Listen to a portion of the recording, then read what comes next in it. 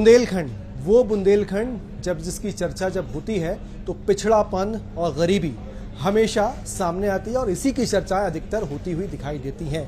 लेकिन उसी बुंदेलखंड की अमीरी भी है।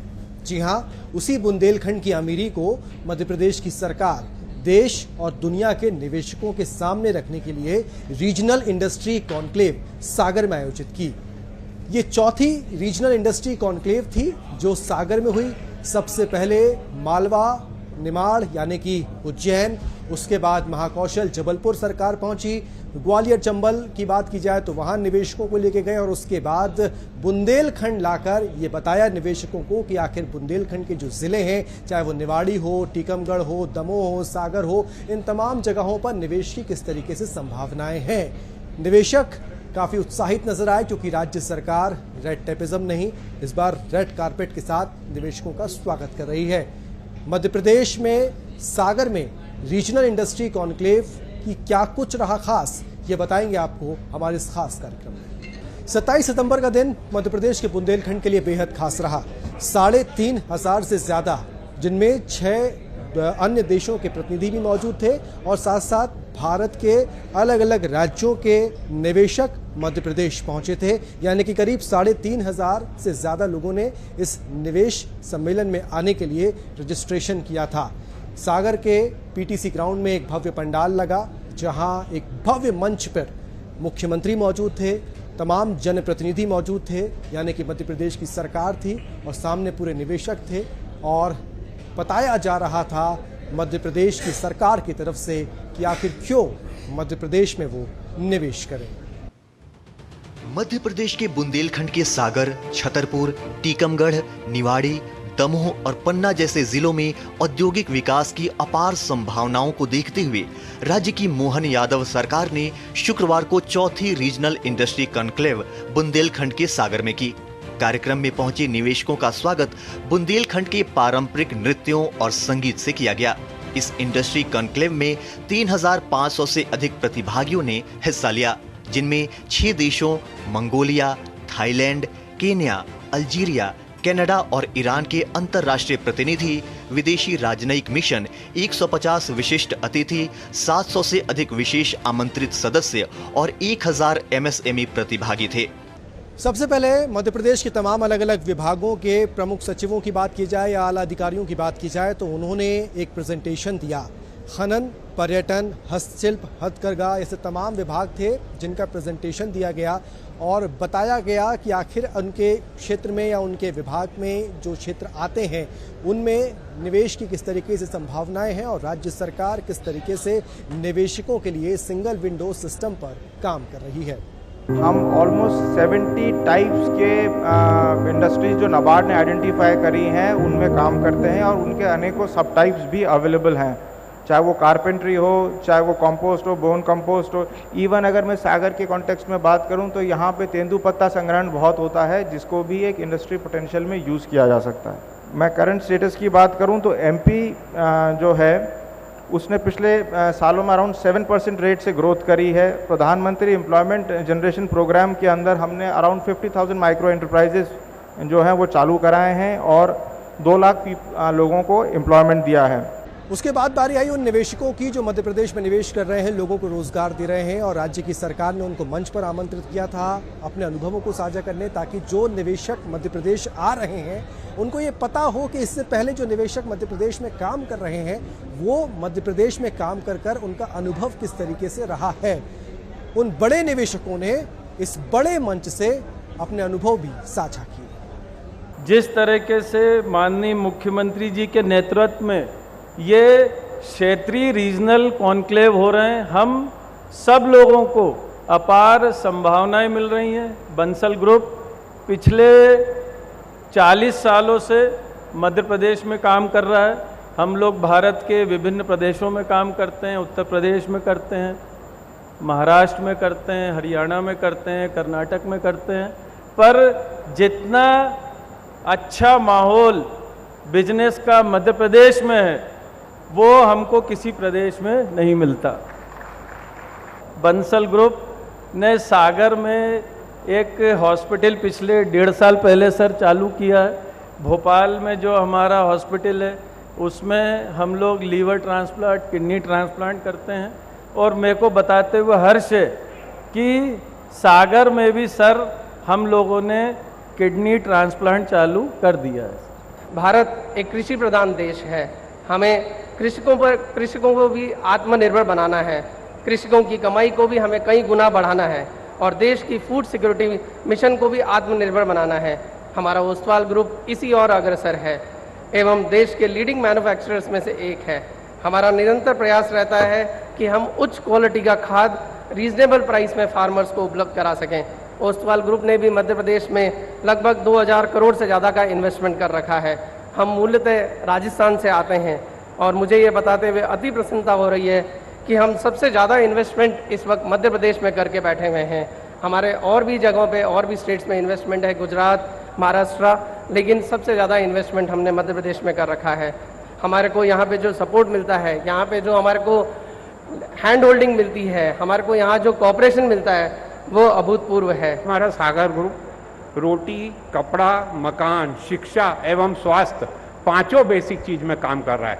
ईश्वर की हमारे ऊपर बहुत कृपा है कि हम हमारे हिंदुस्तान के जो बेसिक सेक्टर है उनमें बहुत अच्छे से काम कर रहे हैं। अभी भोपाल में हमने सागर मल्टी स्पेशलिटी हॉस्पिटल खोला है, भाई साहब साल भर में ही उसका खूब अच्छा नाम हो गया और उसका यही कारण है कि बहुत मन से काम कर रहे हैं हमारे साथ। हम बहुत भाग्यशाली हैं कि हमारे साथ जो लोग भी स्टाफ जुड़ा है, जो लोग भी जुड़े हैं, सब बहुत अच्छे जुड़े हैं। और भाई साहब सागर ग्रुप की एक और क्वालिटी है, आज हमारा कोई प्राइवेट आदमी से कोई भी कोर्ट में केस नहीं चल रहा है। एक हमारा ही ग्रुप ऐसा होगा कि हम नो एनिमिटी पॉलिसी पे काम करते हैं, नो कंपटीशन पे काम करते हैं, ओनली कोऑपरेशन पे काम करते हैं, स्टेट को आगे बढ़ाने पे काम करते हैं, देश को आगे बढ़ाने पे काम करते हैं।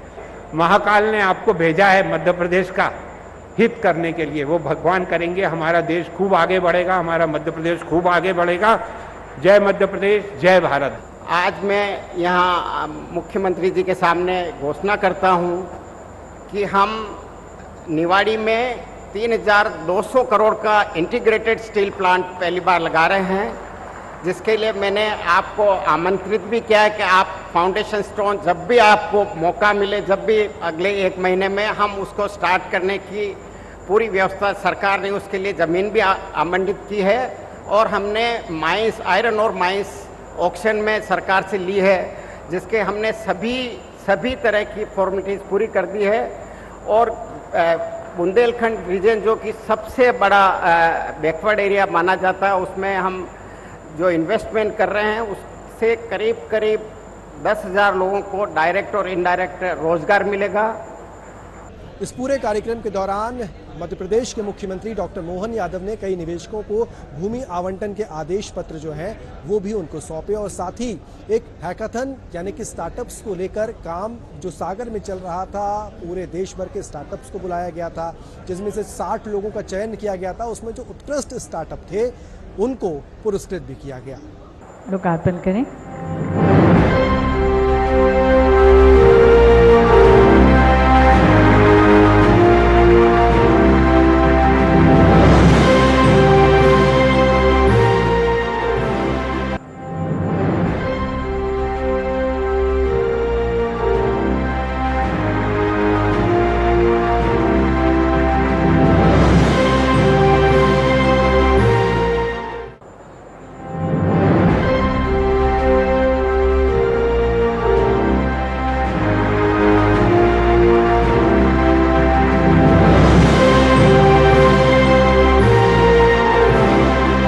Shri Harshal Desai, zonal head message Gujarat gas limited के, इनके द्वारा औद्योगिक क्षेत्र क्रमांक 2 एवं 3 में सिटी गैस स्टेशन स्थापित किए जा रहे हैं।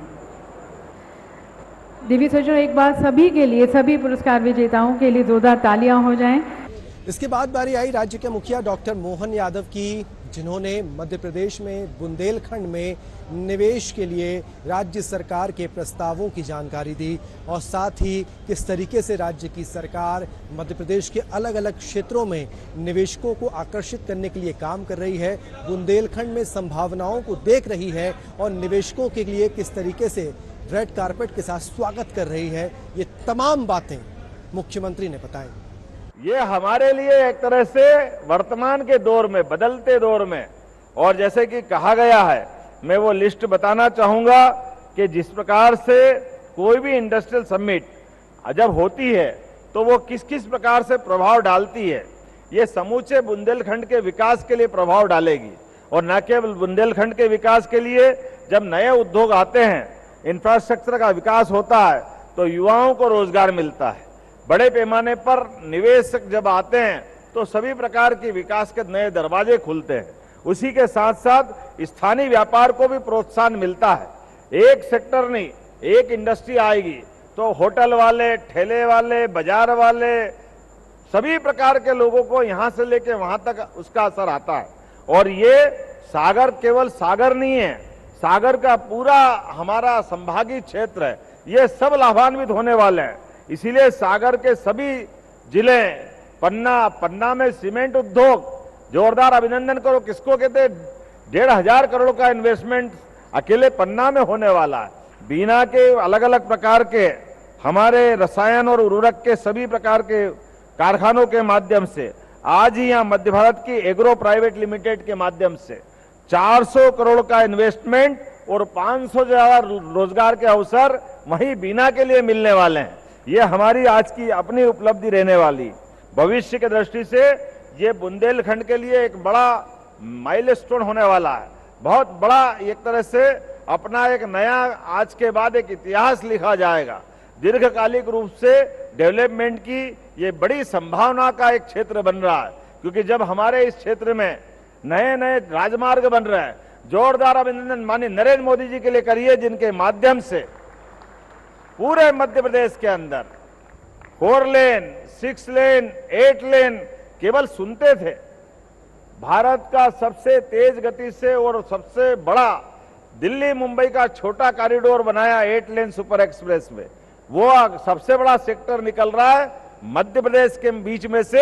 ये लाभ हमको मिल रहा है। सागर में 4 लेन मिल रहा है, इंदौर उज्जैन 6 लेन बन रहा है।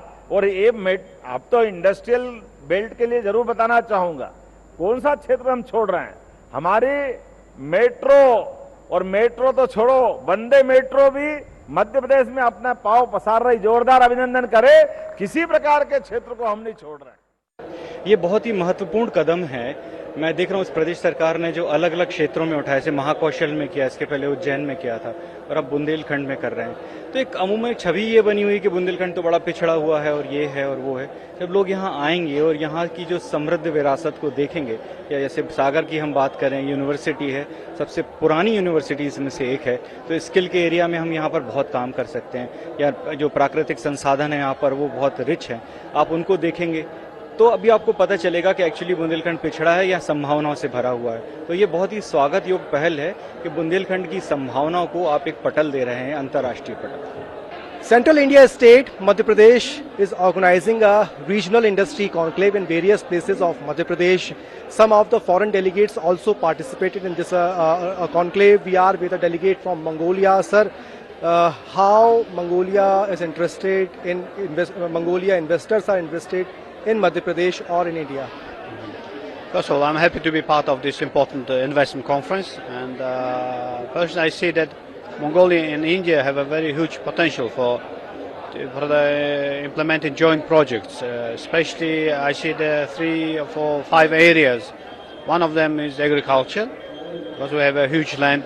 Mongolia is by territory almost half of India, so I believe that our land is untapped organic land, so we can do very good business on that. Also, Mongolia is rich in livestock. We have more than 70 million livestock, so the livestock dairy products as well as leather, the cashmere wool is also very good business, can be. And of course, the next trend is I'm looking is that mining.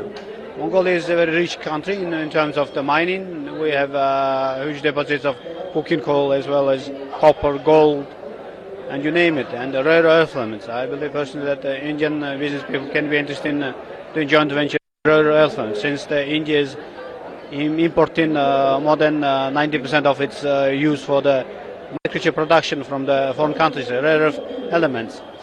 As well as I believe that tourism can be also very good, interesting, because in Mongolia, India is the land of Lord Buddha. Everybody wants to visit India, and therefore we believe we have a very good chance to bring Mongolian tourists to India, especially Madhya Pradesh, since it's really many century historic UNESCO heritage places, as well as also bring in also the Indian tourists to Mongolia.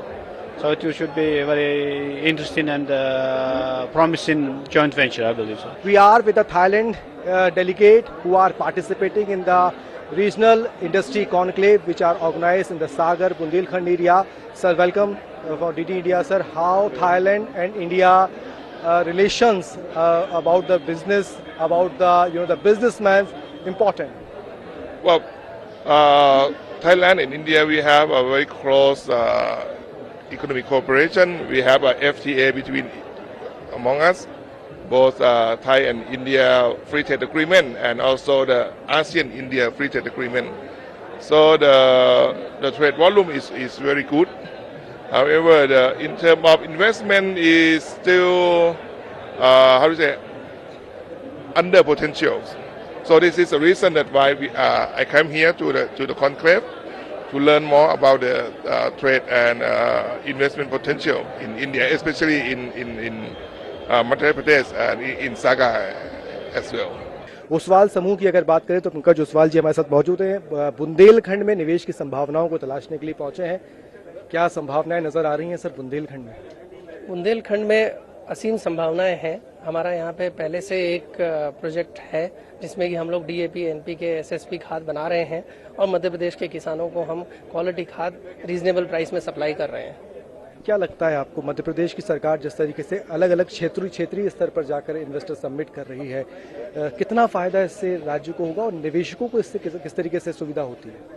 मेरा ये मानना है कि इस तरह की जो retail investor submit होती है वो ज़्यादा फायदेमंद है, क्योंकि जब आप अलग अलग जगह पे अलग अलग क्षेत्रों में जब इस तरह की कॉन्फ्रेंसेस करते हैं तो कहीं ना कहीं पर वहाँ पे लोकल जो इन्वेस्टर्स होते हैं वो आते हैं और उनको एक्चुअली में पॉलिसीज़ के बारे में जानकारी मिलती है। आज सबसे बड़ा एग्जाम्पल मैं खुद हूँ। जब मैंने आज आकर देखा कि यहाँ पे कॉपर अवेलेबल है, हमें नहीं पता था कि मध्य प्रदेश में कॉपर अवेलेबल है, तो मैंने चीफ मिनिस्टर से डिस्कशन भी किया अभी कि अगर आपके यहाँ कॉपर अवेलेबल है तो हम कॉपर का स्मेल्टर लगा सकते हैं, क्योंकि हमारे को अभी गुजरात में हमने 400 हेक्टेयर जमीन हमारे को अलॉट होने वाली है, जिसमें कि हमारे को वहाँ पे हमारा कॉपर स्मेल्टर का ही बिजनेस होने वाला है और वहाँ पे हम कॉपर इंपोर्ट लेके आने वाले थे। लेकिन अगर मध्य प्रदेश की आज हमने ये इन्वेस्टर्स मीटिंग अटेंड करी और हमें जब पता लगा है तो हम अब कॉपर स्मेल्टर का हमने यहाँ प्रपोजल देंगे और अगर हमारे को यहाँ कॉपर की माइंस मिलती है तो हम डेफिनेटली कॉपर स्मेल्टर यहाँ लाने का प्रयास करेंगे। तो ये एक सबसे बड़ा फायदा है इस तरह के रीजनल कॉन्क्लेव को ऑर्गेनाइज करने का, एडमिनिस्ट्रेशन की बात पब्लिक तक पहुंचाने का, और पब्लिक को अल्टीमेटली जब पता लगता है तो वो कहीं ना कहीं इंडस्ट्री इस तरह से डाल पाएंगे। ओला की अगर बात की जाए तो सीताराम जी हमारे साथ मौजूद हैं जो ओला की संभावनाओं को लेकर मध्य प्रदेश में आए हैं। सर, मध्य प्रदेश में किस तरीके से आपको लगता है कि आप या आपकी जो कंपनी है ओला वो निवेश कर सकती है और उसको संभावनाएं नजर आती हैं? मध्य प्रदेश में हम पहली बार नहीं आए। मध्य प्रदेश में पिछले 2-3 साल से हम ऑलरेडी काम कर रहे हैं। खजुराहो एयरपोर्ट हमारे पास है और वहाँ एशिया का पहला हेलीकॉप्टर कीर्तिमान स्थापित किया है। एशिया का पहला हेलीकॉप्टर FTO आज़ादी के बाद पहला हमने हिंदुस्तान में खोला है और वहाँ हेलीकॉप्टर के पायलट बनने जा रहे हैं और बहुत सारे लोग डिफेंस से भी आ रहे हैं और सिविल के भी आ रहे हैं। आज हेलीकॉप्टर की इतनी पायलट की डिमांड शॉर्टेज है जो बाहर करने जा रहे थे, तो यहाँ की जो करेंसी है बाहर आउट ऑफ इंडिया पहली बार हमने ये प्रयास करके हिंदुस्तान में खोला। उसके अलावा fix wing FTO more than 100 student हमारे वहाँ अप्लाई कर रहे हैं। मध्य प्रदेश में ऑलरेडी हम स्टेट कनेक्टिविटी भी कर रहे हैं। PM श्री पूरे मध्य प्रदेश को कनेक्ट किया है और उसका बहुत अच्छा रिस्पांस है और 70% ऑक्यूपेंसी हम मिलती जा रही है, उसको आगे बढ़ाते हैं। नवकरणीय ऊर्जा के क्षेत्र में मध्य प्रदेश लगातार प्रयास कर रहा है और कई संभावनाओं को टटोल रहा है और देश भर के निवेशकों को मध्य प्रदेश की तरफ आकर्षित करने के प्रयास कर रहे हैं। नवकरणीय ऊर्जा के क्षेत्र में काम करने वाले निखिल श्रीवास्तव जी हमारे साथ मौजूद हैं, गुड़गांव से हैं। सर, कितनी संभावनाएं मध्य प्रदेश में देखते हैं? मध्य प्रदेश में बहुत संभावनाएं हैं, इसीलिए हमारा अधिकतर काम मध्य प्रदेश में ही रहता है। हमारी company blue neighbour technologies private limited अब 6 साल पुरानी कंपनी है। हम PM सूर्यघर योजना और कमर्शियल्स में बहुत सारे प्रोजेक्ट लगाते हैं। अब हम कोशिश करेंगे कि हम मैन्युफैक्चरिंग में जाना चाहते हैं और हम इसी कारण इस इन्वेस्ट मीट में आए थे। हमारा प्लान है कि हम इन्वर्टर मैन्युफैक्चरिंग शुरू करेंगे, जो अभी MPIDC ने अपना बहुत बड़ा एक एरिया सेटअप किया हुआ है और ये बहुत अच्छी मीटिंग थी, बहुत अच्छा इंटरेक्शन था सब लोगों के साथ। माननीय मुख्यमंत्री जी ने बहुत अच्छा समय दिया, उन्होंने पूरा ध्यान देकर के पूरा टाइम दिया, पूरी बात समझी एंड आई होप आगे चल के कुछ एक्शंस लेंगे जिससे कि ये प्रोजेक्ट जल्दी हो सके। सर, क्या वो मुद्दे थे जो आप लोगों की तरफ से सरकार के साथ रखे गए और सरकार ने उस पर ये कहें कि इस मुद्दे को और आगे बढ़ाने पर काम किया? देखिए, सरकार की पॉलिसीज तो बहुत अच्छी हैं, इम्प्लीमेंटेशन भी इनका है, लेकिन मेरे ख्याल से पिछले साल जो भी इलेक्शन हुआ, फिर हमारे जो लोकसभा इलेक्शंस हुए, इस कारण थोड़ा सा इम्प्लीमेंटेशन में स्लो हो गया है। मुख्यमंत्री जी ने हमको सबको आश्वासन दिया है कि चलते हुए बहुत ही जल्दी ये जो काम थोड़ा सा स्लो हो गया था, उस काम को जल्दी करवाएंगे, क्योंकि जिस क्षेत्र में हम लोग काम कर रहे हैं इसमें टाइम बहुत जरूरी है, क्योंकि टेक्नोलॉजी बहुत जल्दी चेंज होती जा रही है और हमारे जो टारगेट्स हैं जो प्रधानमंत्री जी ने दिए हुए हैं, उस टारगेट्स को करने के लिए हमें जल्दी से जल्दी अपना मैन्युफैक्चरिंग शुरू करनी है। गुड़गांव से भी कुछ निवेशक यहाँ पहुंचे हैं। ये बताइए कि मध्य प्रदेश क्यों आना चाहते हैं, मध्य प्रदेश में क्यों इन्वेस्ट करना चाहते हैं और मध्य प्रदेश में कितनी संभावनाएं हैं? मध्य प्रदेश में हम जो मेजर रीज़न है जो यहाँ पर इन्वेस्ट करने का, एक तो ये सेंट्रली लोकेटेड है। हम पूरे देश में यहाँ से इक्वली खर्चे में जो फ्रेट का लॉजिक होता है उसके हिसाब से हम कहीं पर भी मटेरियल बेच सकते हैं। उसके अलावा यहाँ की जो पॉलिसी है वो काफ़ी अच्छी है, जो एक रिन्यूएबल एनर्जी इंडस्ट्रियल पार्क बन रहा है। मेरे हिसाब से इंडिया में तो फर्स्ट पार्क बन रहा है ये, और जिस तरीके का पार्क बन रहा है काफ़ी अच्छा फुली इक्विप्ड पार्क है। हमारा यहाँ पर प्लान है कि अभी के लिए हम एक 4 गीगावाट का मैन्युफैक्चरिंग प्लांट लगाना चाहते हैं, जिसमें 2 गीगावाट का सोलर पैनल्स की मैन्युफैक्चरिंग होगी और 2 गीगावाट की सोलर सेल्स की मैन्युफैक्चरिंग होगी। ऑलरेडी हम 1 गीगावाट की सोलर पैनल्स की मैन्युफैक्चरिंग का प्लांट हमारा जयपुर के पास माथासूला इंडस्ट्रियल एरिया में अंडर कंस्ट्रक्शन है, जो कि अप्रैल से स्टार्ट हो जाएगा। अभी हम सोलर ईपीसी करते हैं इंडस्ट्रियल सेगमेंट में और सोलर स्ट्रक्चर्स बनाते हैं इन हाउस।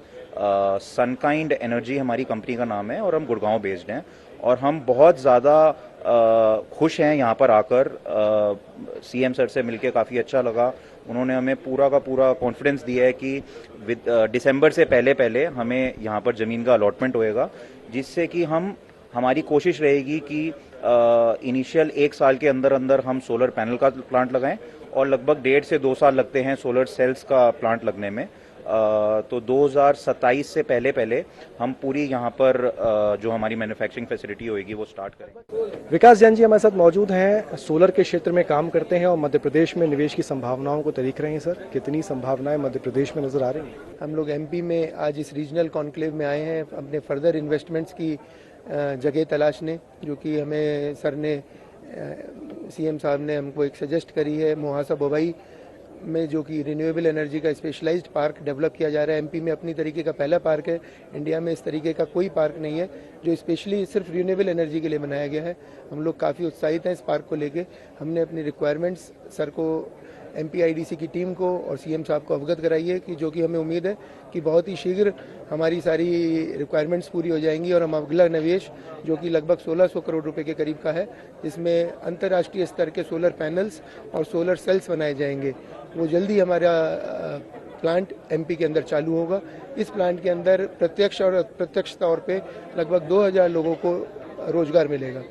सर, क्यों मध्य प्रदेश आना चाहते हैं? क्या है मध्य प्रदेश में, किस लिए आप मध्य प्रदेश में निवेश करना चाहते हैं? देखिए सर, ये निवेश जो जितना भी होता है सारा का सारा पॉलिसी ड्रिवन होता है। मध्य प्रदेश की जो नई सरकार आई है, इन्होंने जो इंडस्ट्रियल पॉलिसी अपनी बनाई है, जो पॉलिसी है ये अट्रैक्टिव पॉलिसी है एक निवेशक के लिहाज से। प्लस जो सागर, वो जो भोपाल के पास जो ये पार्क बनाया जा रहा है, वो सोलर की मैन्युफैक्चरिंग के हिसाब से काफ़ी स्ट्रेटेजिक लोकेशन है। पानी की सुविधा वहाँ पे प्रचुर मात्रा में है, बिजली की सुविधा वहाँ पर बहुत अच्छी है, और जो पार्क में इंफ्रा डेवलप किया है, बिजली का जीएसएस, रोड्स और आदि सुविधाएं, वो भी सरकार ने पूरी डेवलप करी चुकी है, और निवेश करके फैक्ट्री को जल्द से जल्द यहाँ पे चालू किया जा सकता है। इंद्रजीत जी हमारे साथ मौजूद हैं और एक नया कंसेप्ट मध्य प्रदेश के लिए लेकर आए हैं सागर में आयोजित रीजनल इंडस्ट्री कॉन्क्लेव में, वो है पोर्टेबल पेट्रोल पंप का। पहले तो क्या है ये और इससे कितना निवेश वो मध्य प्रदेश में करना चाहते हैं और कैसे मध्य प्रदेश में आएंगे तो मध्य प्रदेश के लोगों को इससे क्या फायदा होगा? इंद्रजीत जी, एक नया कंसेप्ट नजर आ रहा है, लोग तो पेट्रोल पंप का ख्वाब देखते हैं, लग रहा है कि पेट्रोल पंप तो बड़ा आसान हो गया है। सर, हमने प्रयास ऐसा किया है कि एक सपोज आपके पास कुछ भी नहीं है, आपके पास 10,000 भी नहीं है, फिर भी आपको पेट्रोल पंप मिल सकता है, तो क्या एक रिवोल्यूशन नहीं होगा सर?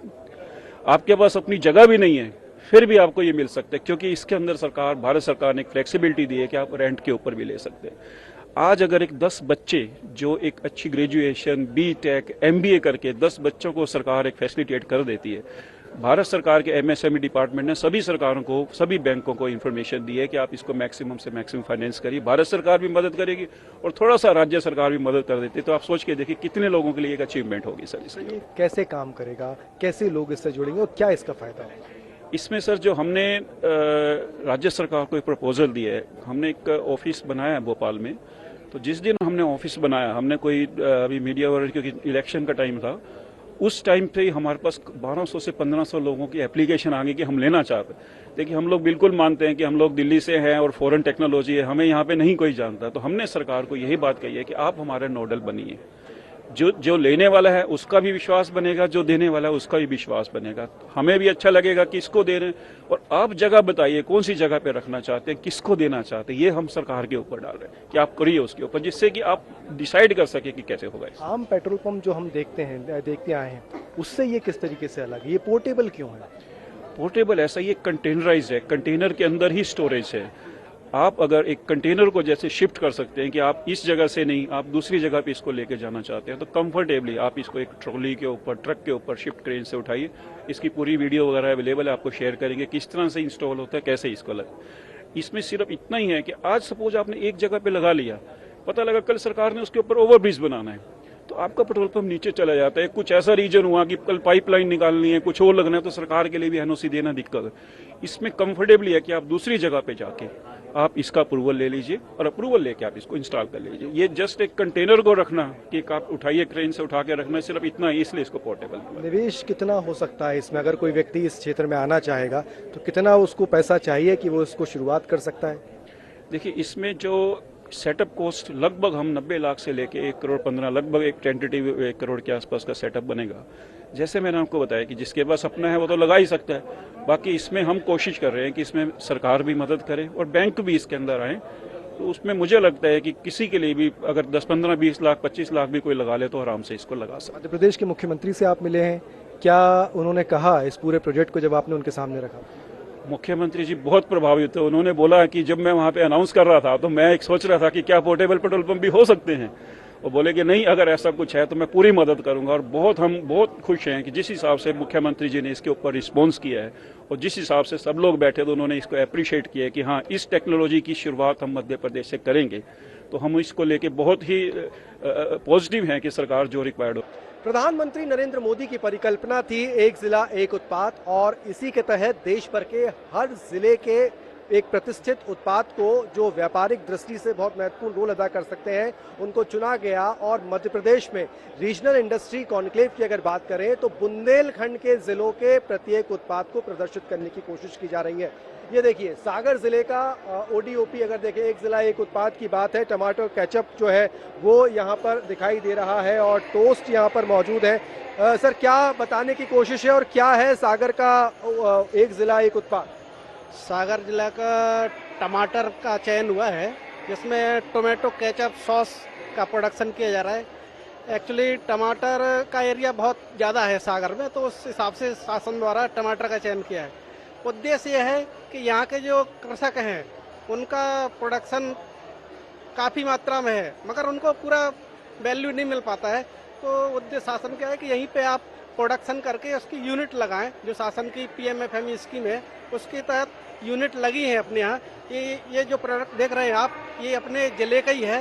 तो इनका उद्देश्य है कि आगे चल के इनको कुछ न कुछ लाभ मिला जाए और किसानों को हित में ये किया जा रहा है। ये देखिए, ये दमोह, बुंदेलखंड का एक और जिला दमोह, और दमोह जिले का जो है ODOP यानी कि वन डिस्ट्रिक्ट वन प्रोडक्ट, वो है चना। और चने से बनने वाले उत्पादों को जो है यहाँ प्रदर्शित किया जा रहा है। भाई साहब, क्या बताने की कोशिश है? जी, सबको राम राम।